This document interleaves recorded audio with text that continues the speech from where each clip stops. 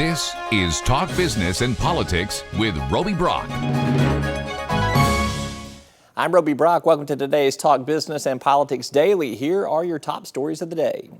Tyson Foods closed 2016 with a bang, or you could say they started 2017 with a bang. The Springdale-based meat giant reported record quarterly net income of $593 million on revenue of $9.18 billion. 1 year ago, Tyson Foods posted profits of $461 million on revenue of $9.15 billion. Strength in the beef and pork segments is leading the firm to up its annual guidance. As a footnote, though, Tyson disclosed that it was recently subpoenaed by the Federal Securities and Exchange Commission regarding antitrust allegations of price collusion among the industry. More on the earnings report at talkbusiness.net. Distressed home sales in the U.S. are at a 9-year low. That would be bank-owned sales and homes actively in foreclosure or short sales. According to California-based Atom Data Solutions, in Arkansas, distressed home sales accounted for about 19% of all single-family home and condo sales last year, which ranked number 13 among all U.S. states. That's an improvement over the last 2 years. Arkansas's distressed share rate in 2014 was a little over 24%, earning a U.S. rank of number 11. Tomorrow, Governor Asa Hutchinson will sign into law his second tax cut bill of the session. Lawmakers have passed a tax break for military retirees in Arkansas, and it awaits the governor's signature. The measure would exempt military retirement benefits and be paid for by a tax on specified digital downloads, soft drinks, and candy. And those are your top stories of the day. You can keep up with those headlines each and every day at talkbusiness.net. When we come back, John Brummett with the Arkansas Democrat-Gazette. We're back with more right after this. Arkansas Electric Cooperative Corporation provides electric energy across 2/3 of Arkansas. This is an exciting time in our energy history, with incredible progress being made in renewable energy and storage technologies. As our energy portfolio continues to diversify, we'll maintain an all-the-above strategy to provide reliable and affordable electricity. Ever since the first light bulbs were placed in our members' homes, the electric cooperatives have been the solutions provider for our members, and we want to continue that well into the future. Each day, the promise of our nation begins again. Arkansas and America, moving forward. I help make that promise a reality. It's not for everyone, but people everywhere depend on us. Oh, I love you too. Trucking delivers, or everything stops. And that's what drives me. I did.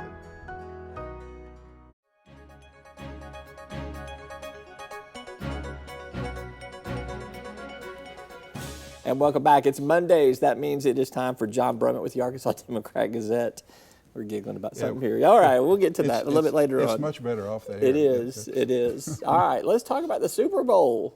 Did your team win? Were you going for the Falcons or the Patriots?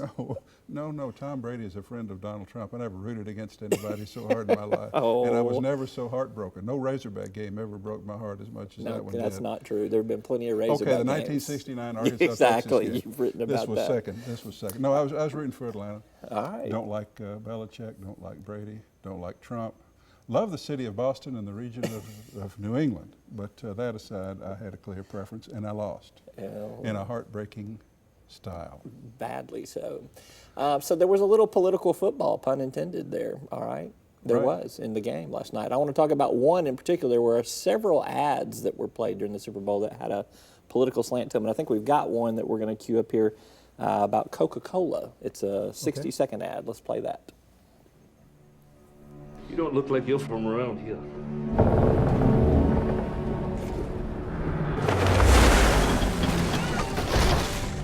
Warum bist du aus Deutschland? I want to brew a beer. Welcome to America. You're not wanted here. Go back home.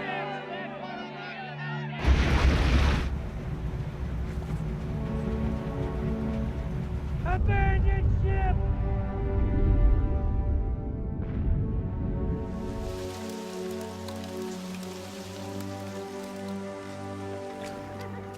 Welcome to St. Louis, son.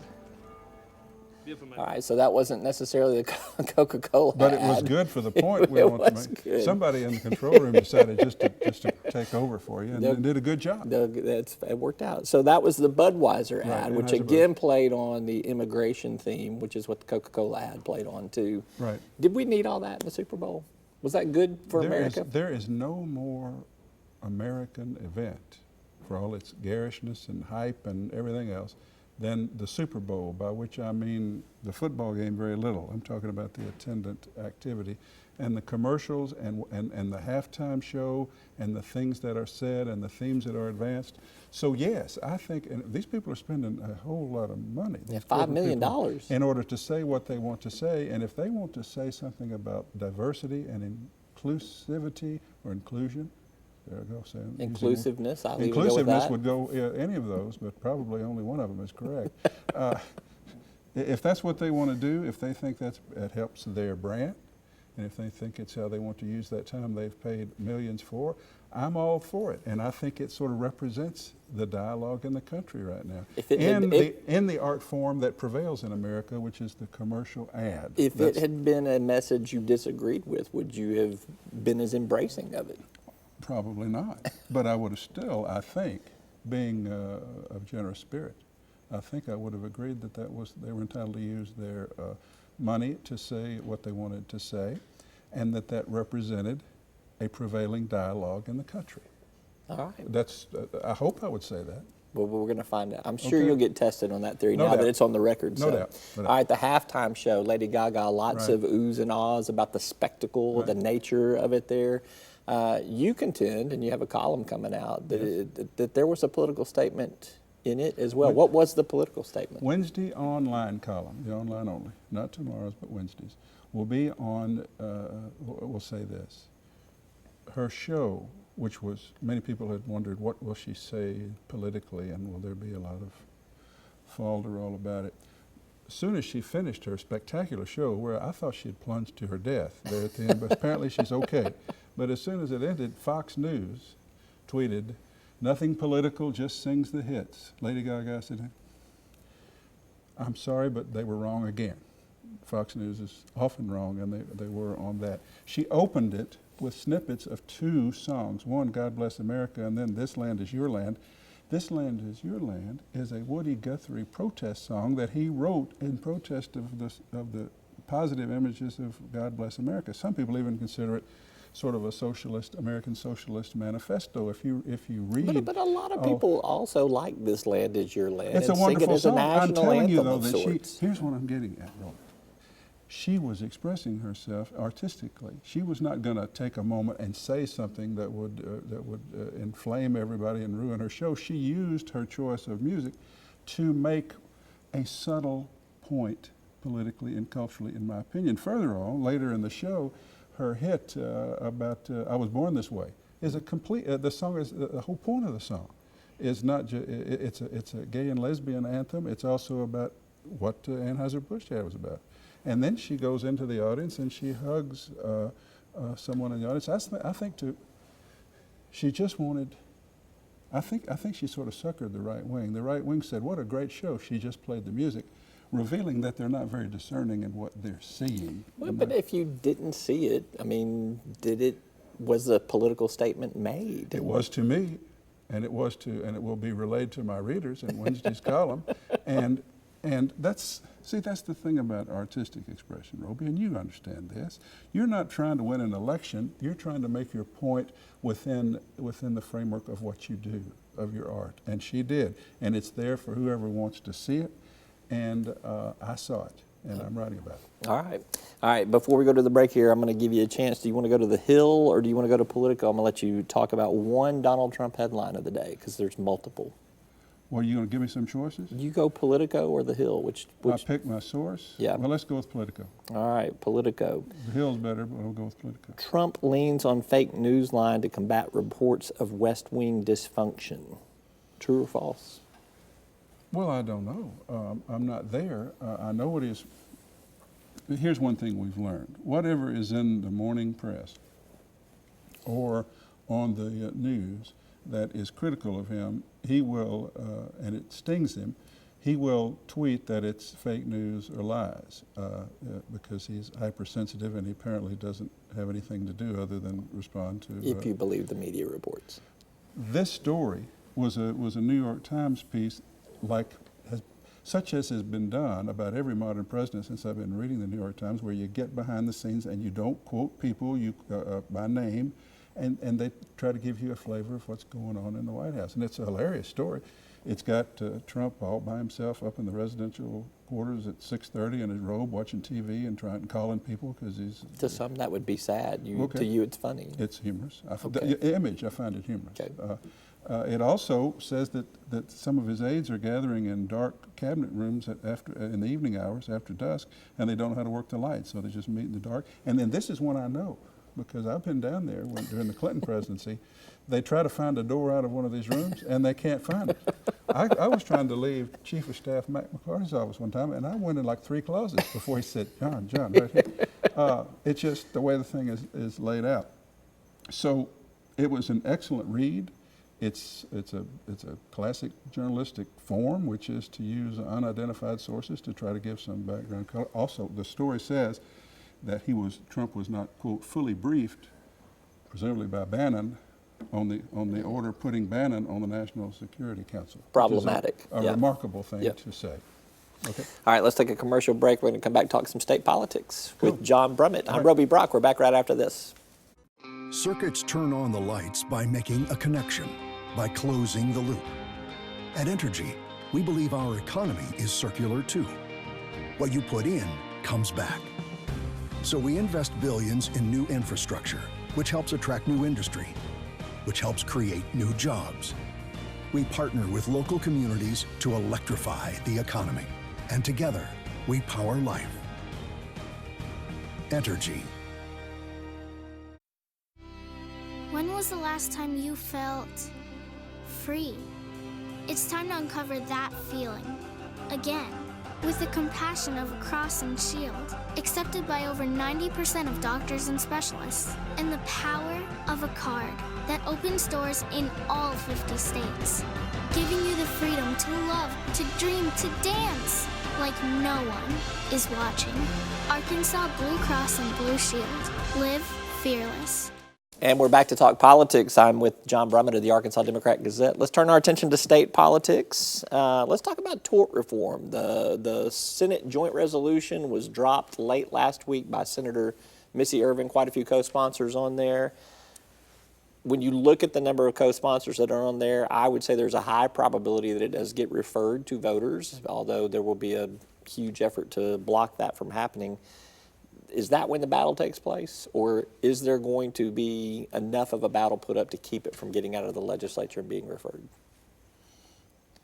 I'm not sure I follow. I mean, as a referral, as a constitutional amendment, do you think that this thing with all the sponsors that are on there, it is sponsored in the Senate? It's a Senate resolution sponsored by Missy Irvin, who has 15 co-sponsors. That's 16. She just needs 2 more to pass it. It has more than 50 in the House. I was talking to a senator who has a competing amendment, such as it is, who was telling me, I'm just going through the motions, it's going to be tort reform. Everybody's decided preemptively that one of the 2 that will be referred will be tort reform. The business community, the medical community, the nursing home industry, they have tried this 3 or 4 times. They think they have waited long enough. It got thrown off the ballot. The nursing home proposal last year. Brian King voted against it, and they couldn't pass it in one committee. This one's broader. And then the Supreme Court threw it off because it presumed it was a statute that presumed to let the legislature set the rules for the court, and the Supreme Court threw it off. So what do they do this time? It's not just caps on human suffering, which is how I like to put it, punitive damages and non-economic damages, but there's a section that says, henceforth, the Supreme Court making rules for the court system of the state on the rules of evidence for criminal, civil, and appeal procedure. The Supreme Court, a supposedly once equal branch of government, has to run those over to the legislature, and by a 3/5 vote, the legislature can deny them and rewrite them and write its own rules. It puts the legislative branch in charge of the judicial branch. The reason being, if they're going to go to the trouble to pass an amendment to cap damages, they don't want rules of evidence that might undercut their advantage that they're getting themselves in the court. So they put this into the Constitution. Something can't be unconstitutional if it's in the Constitution. That's the most offensive part to me. Won't that be, though, a pretty good argument to vote against it, though? For me. I'm just talking about it for those that are opposed to it, to the general public. I believe this is going to get to the ballot, and I believe it's going to be an epic debate. And it is a debate. It's this business community saying we need a better business environment, and if we can't budget for our liability insurance or know what our liability is going to be, we can't create jobs. And then you've got the trial lawyers and other more progressive-minded people are saying you're putting a price tag on human suffering, and you're saying a jury of one's peers must be limited in what it can say. I think it's going to be a heck of a debate. But that second part about the legislature taking over the Supreme Court's rulemaking, as I put it in the column tomorrow, this moves our lawsuits from a lawyer-judge relationship to a lobbyist-legislator relationship. I think that's a message that we will see play out there in the public if it gets referred to the ballot. I'm going to mention it every other day. As often as I say preposterous second-place president, I'm going to say it the same. All right, last question for you here in terms of state politics, and I'm going to pull us back to national on this too. J.R. Davis, the spokesman for the governor's office, do you think that we could get him to start acting more like Sean Spicer and do daily press briefings so that Melissa McCarthy could come do impersonations of J.R. Davis in Arkansas? Any chance of that happening? J.R., I'm asking, is there any chance of that happening? He doesn't watch us. He does. Does he? Oh, yeah. I'll make sure he tweets you, texts you. Well, he ought to. He ought to, if he wants to stay up on what's going on. No, there's no chance we could get that to happen. But I got to tell you, I believe that Trump has been great for American artistic expression. I think Lady Gaga was beautifully subtle in her show. I think my columns, if I might say so, have gotten a little, there's more energetic. I'll put it that way. So can we go back to when Trump was elected, and what did I tell you? You said it's going to be good for me. Thank you very much. But Melissa McCarthy's portrayal of Spicer on Saturday Night Live, this last Saturday night, was, I believe, the funniest thing I've seen in a long time. And did you see his response? Yes. They need to dial it back a little too mean. Well, he also said it was cute. Cute, yeah. but by the way, that Alec Baldwin portrayal of my boss has gone from funny to mean, as if Donald Trump had never been insulting or mean to anyone during this campaign and this presidency. I just want to see somebody in the governor's office charge one of us with that podium. Well, it would probably be me, so I'll need to show up. But I'm getting along too well with Asa right now. We'll have to start something. All right. John Brummett. Okay. Thank you very much. Appreciate it. It's my pleasure. And that is all for today's Talk Business and Politics Daily. Thanks for watching.